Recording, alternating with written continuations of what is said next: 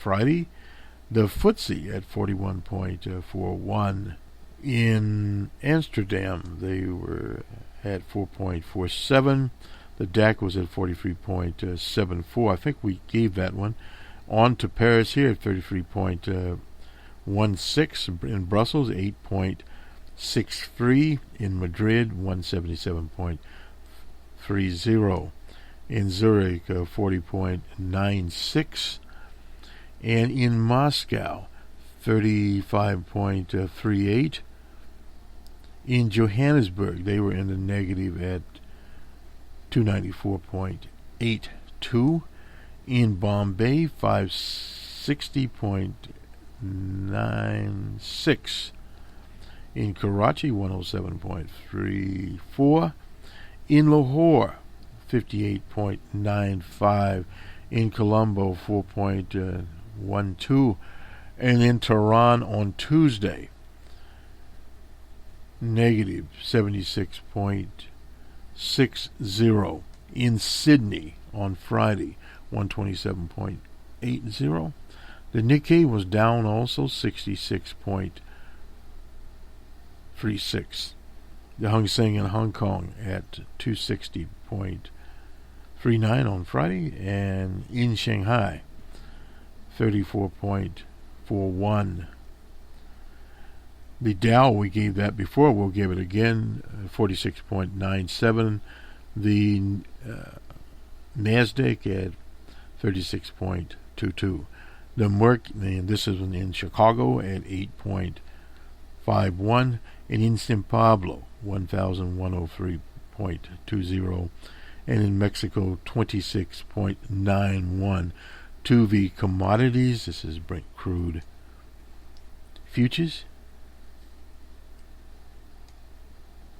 We're up $2.12 at 61.40, and on the spot they were at 61.35, up $5. West Texas crude also at 136 and $52.60. T-Boone Picking is jumping for joy. He remembers $15 a barrel oil. Cocoa fell $34. Coffee down $1.35. Cotton was up 22 cents.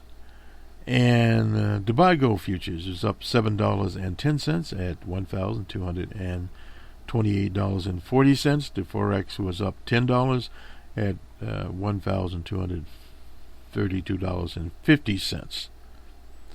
Silver lost 3 cents. I don't even give on anyway. And let's see, corn futures on the old bushel, it was $4.25. Soybean futures were up $6. All the commodities were up. That we do not like to see. We like to see them go down.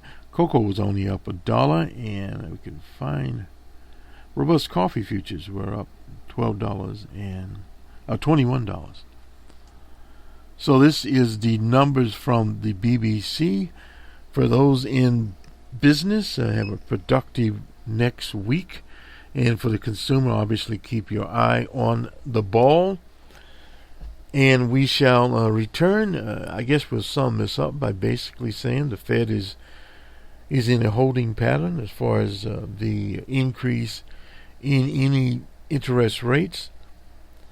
The bond buyers with their long-term bonds are in short-term securities. Crude oil is up, but the glut goes on, as we covered that segment. We've been watching that very, very closely. And basically, technology, that they can remove the product from these wells. Actually, what they're doing is, by this hydraulic fracking, they are actually squeezing the water out of a rock, literally. And what happens there is an enormous use of water. So the argument would be, in the long term, is this good for the environment or bad? We would say that it is bad. In other words, you end up with $1 billion of product, but at the same time you end up with $5 billion of environmental damage, such as the Yellow River in Montana, etc., there, and also the disruption in the whole environment. It's continually happening. And the Keystone pipeline, which is a Canadian pipeline from Alberta, Canada, to the U.S., is going to President Obama's veto pen. And this is one of the long-running arguments here on job creation, temporary job creation, as we are in a period of post-depression, the 2008-2007 depression. But at the same time, if you look at the various economies we covered today, whether it be Germany or the UK, they are still basically weak.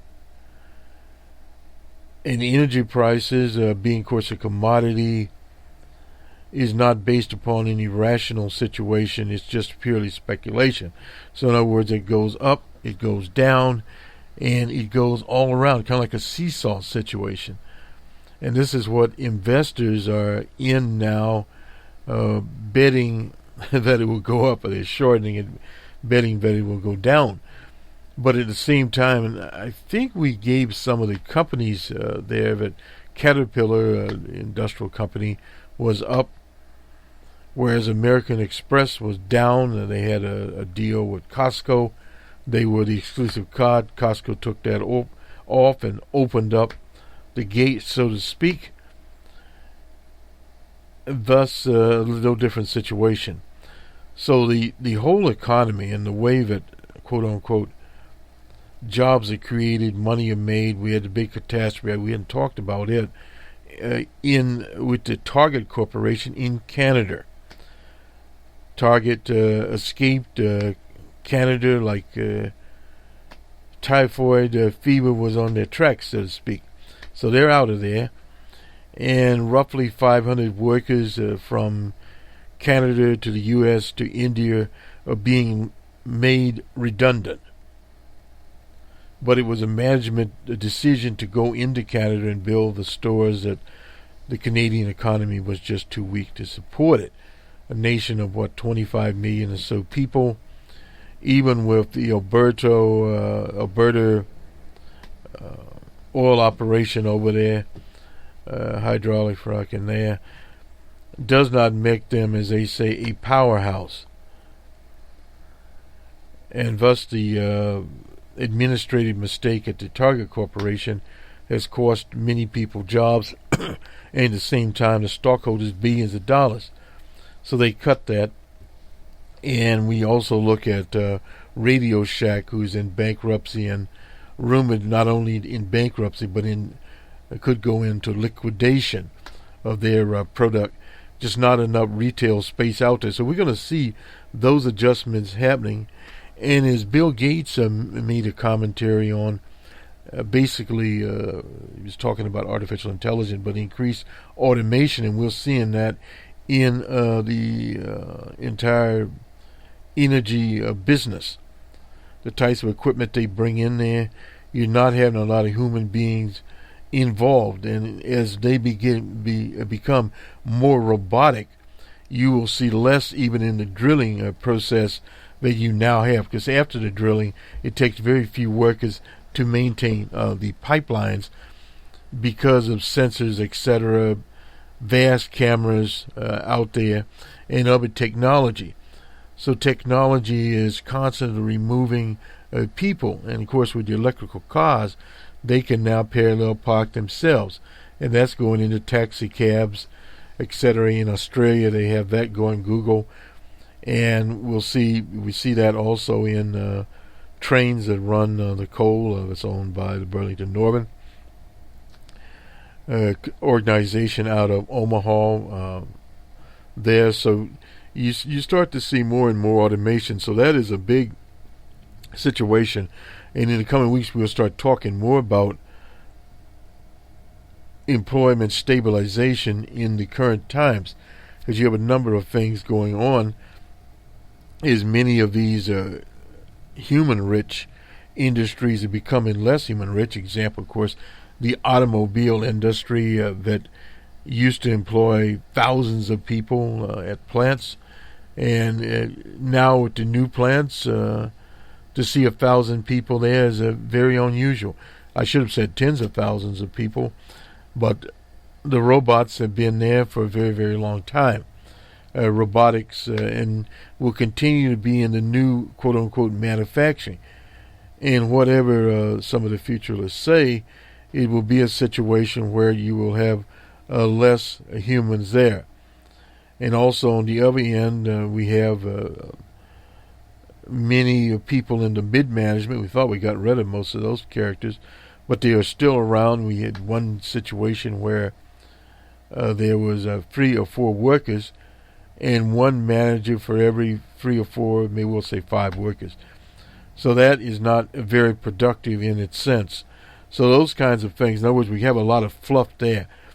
On the governmental section, also in the private enterprise, we have a lot of costs related to proprietary software that can be eliminated by open source software and open source hardware. And that's, if you look at the cloud, that is basically almost entirely a Linux or an open source situation. The proprietary things are on the edges, and the providers, and we'll say the Microsoft, Azure, IBM, Amazon, and various other large providers, they are the private enterprise there. But much of the tools are not. So all of this affects economy, not necessarily macroeconomics, but it's micro. We don't usually go into very much micro, but we thought we had a couple of minutes. We do that. Nonetheless, good day, and have a good weekend, everyone.